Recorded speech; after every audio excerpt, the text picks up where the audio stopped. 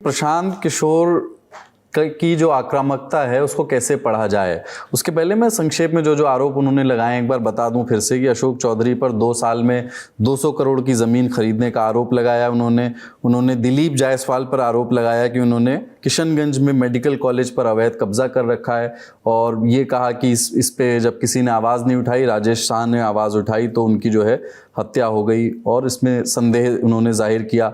मंगल पांडे की पत्नी के खाते में 2.25 करोड़ 12 लाख रुपए आए, कहाँ से आए मंगल पांडे बताएं, उन्होंने इसका एक जवाब देने की कोशिश की। इसी तरह से उन्होंने सत्तारूढ़ गठबंधन के नेताओं पर आरोप लगाए, भ्रष्टाचार के, फर्जी डिग्री का आरोप सम्राट चौधरी पर लगाया। एक पीके फैक्टर को, और चुनाव आते आते तक जैसी उनकी आक्रामकता बढ़ रही है, शीर्ष भाजपा के और जदयू के शीर्ष नेताओं को टारगेट करना, एक डिसरप्टर की भूमिका में आप उन्हें देख रहे हैं, जैसा अरविंद केजरीवाल की राजनीति शुरू में हुआ करती थी, सीधे बड़े बड़े नामों को लेकर के उन पर भ्रष्टाचार के बड़े बड़े आरोप लगाना। प्रशांत किशोर जी को जो बैठे बिठाए एक मुद्दा मिल गया। प्रशांत किशोर जी स्ट्रेटजिस्ट है, उन्होंने अपनी राजनीति की, चुनाव की, पार्टी बनाने की सबकी प्लानिंग की थी, बाकायदा उसका पीपीटी तैयार हुआ था, सब कुछ हुआ था कि अब ये करेंगे, अब वो करेंगे, अब वो करेंगे, और 3 साल का पूरा खाका था। लेकिन ये मुद्दा उनको बैठे बिठाए मिल गया। दरअसल दिलीप जायसवाल जी ने एक बार कहा दिया कि बीजेपी फॉर बिहार पेज का इस्तेमाल जनसुराज वाले बीजेपी को बदनाम करने के लिए करते हैं, और इसके बाद उन्होंने दिलीप जायसवाल पर जो काउंटर अटैक किया और कहा कि दिलीप जायसवाल एक सिख माइनॉरिटी कॉलेज पर कब्जा करके बैठे हैं, जो उनके एक सहयोगी ने उनको ये जानकारी दी थी। तो ये मुजवानी के बाद आरोप प्रत्यारोप हुआ था। इसके बाद उन्हें बैठे बिठाए एक मुद्दा मिल गया कि भ्रष्टाचार पर भी हम अटैक कर सकते हैं, क्योंकि दिलीप जायसवाल जी का जब मुद्दा उठा तो वो थोड़ा लंबा चला, उससे मुद्दा जुड़ा मंगल पांडे वाला मुद्दा, और उसके बाद फिर जब उन पर अटैक किया उन्होंने संजय जायसवाल के एक मामले को उठाया, फिर काउंटर अटैक होने लगा। और फिर जैसा कि उस पार्टी के अंदर के लोगों ने मुझे बताया है कि बहुत सारे लोग अचानक उनको सबूत देने लगे, उनको बताने लगे कि इस मंत्री के खिलाफ ये आरोप है, इसका ये मामला है, इसका ये मामला फंसा हुआ है, अशोक चौधरी हो, सम्राट चौधरी हो, मंगल पांडे हो, सबका। मंगल पांडे का मामला कौन है से जुड़ रहा था, मतलब संभावित, अगर ये लोग कौन हैं ये सबूत देने वाले पीके को, वो पार्टी के ही कार्यकर्ता हैं? इसमें कुछ आम लोग भी हैं और कुछ बीजेपी के कार्यकर्ता भी हैं। ये जो मुझे बताया गया कि बीजेपी के कार्यकर्ता बहुत ज्यादा संख्या में सबूत दे रहे हैं, और इनकी पार्टी में एक है नेता किशोर कुमार मुन्ना जनसुराज में, वो अपने आप को किशोर कुमार कहते हैं।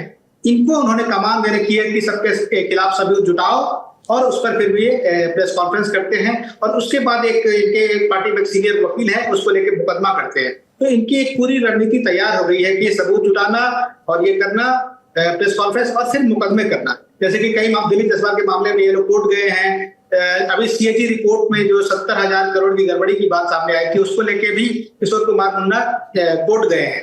तो अब और भी लेके कोर्ट जाएंगे। अब इन लोगों का नया मुद्दा इनके पास आया है, सबूत इन्होंने जुटा दिया है। किशोर कुमार मुन्ना ने मुझसे बातचीत में कहा है कि विधानसभा में जो नंद किशोर यादव के समय में नियुक्ति हुई, उसमें जो घोटाले हुए, इसके उन्होंने तमाम सबूत जुटाए हैं, और अगला वो उस पर करने वाले हैं, ये जो मुझे उन्होंने बताया है। और उसका विधान परिषद का मामला आएगा, कई और मंत्री हैं, उनके खिलाफ भी कई सबूत इनके पास गए हैं। अब ये लगातार इस तरह के हमले करेंगे, क्योंकि ये हमला को शूट कर रहा है।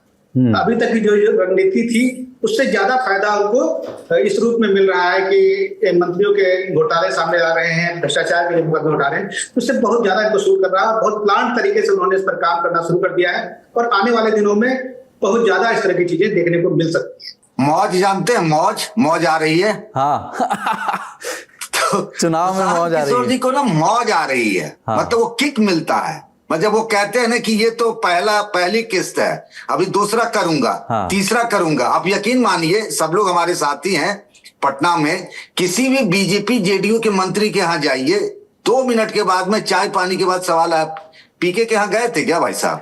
कहाँ गए थे, अगला क्या कुछ होने वाला है क्या? और सबको ये लगता है कि मेरा नंबर तो नहीं है। ये चीज तो उन्हें क्रिएट कर दी। उन्हें कहते हैं कि ठहरा तालाब में ठहरा हुआ पानी है, आप एक कंकड़ मारिए तो जो विक्षोभ बनता है ना, वो प्रशांत किशोर ने खेल कर दिया। मतलब इतने सालों से करप्शन एक इशू नहीं था इस तरीके का, लेकिन प्रशांत किशोर जो घर के अंदर से चादर, तकिया, तौलिया सब निकाल निकाल के बता रहे हैं। और सबसे दिक्कत ये है, जैसे अशोक चौधरी के वो जो उनके सचिव है दत्ता, मैं पूरा नाम मिस कर रहा हूं, मेरी भी कई बार मुलाकात हुई, हमारे साथी जो बैठे उन सबकी मुलाकात भी हुई होगी। अब वो दत्ता जो है उनकी पोल खोल रहे हैं अशोक चौधरी के। तो सबको ये लगता है, एक मंत्री जी ने मुझे कहा कि भाई मुझे तो ये लगता है कि मेरे साथ जो स्टाफ चलता है, गनर है मेरा, आईपीएस है, पीएस है, लगता है कि साला यही सब तो सॉरी यही सब तो नहीं मेरे लिए कुछ ऐसा करने वाले हैं। तो मतलब एक तरीके का ना वो बड़ा, जिसके यहाँ जाइए सब बड़ा डोलड्रम में रहता है, बड़ा परेशान, एक तरीके से रेस्टलेस कि क्या होने वाला है। अपने नजदीकियों करीबियों से भरोसा छूटा। पंकज जी, आप प्रशांत किशोर के यहाँ गए होंगे, देखे होंगे, वहां जितने आदमी जाते हैं देखिए कि आधा आदमी के हाथ में कोई ना कोई फाइल है। बैठिएगा तो बताने लगे कि हम सब देखिए कहाँ का लाए हैं, यहाँ इनके खिलाफ लाए हैं, उनके खिलाफ लाए हैं।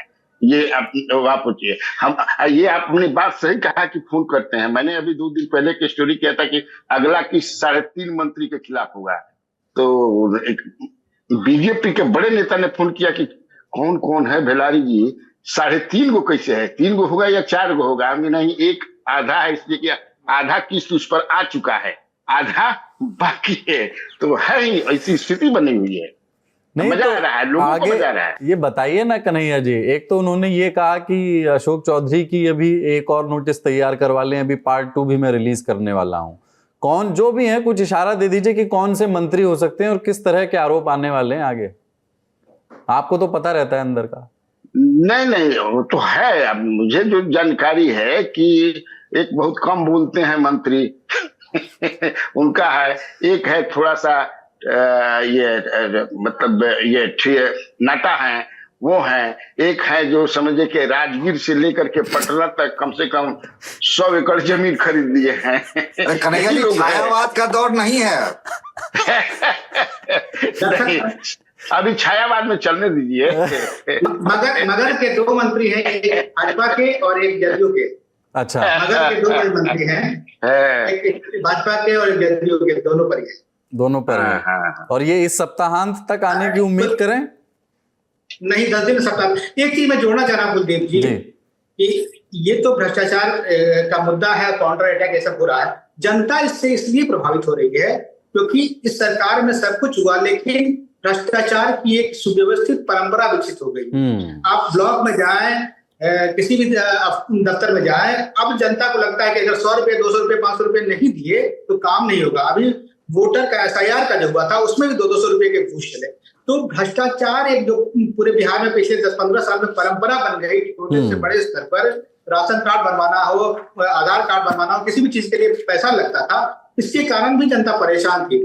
तो ये बड़े जो खुलासे हो रहे हैं उससे छोटे भ्रष्टाचारियों को भी एक थोड़ा बहुत डर हो रहा होगा, लेकिन जनता सोच रही है कि पहली बार भ्रष्टाचार पर बात हो रही है, तो ये इसलिए भी आम लोग उससे बहुत कन्विंस है।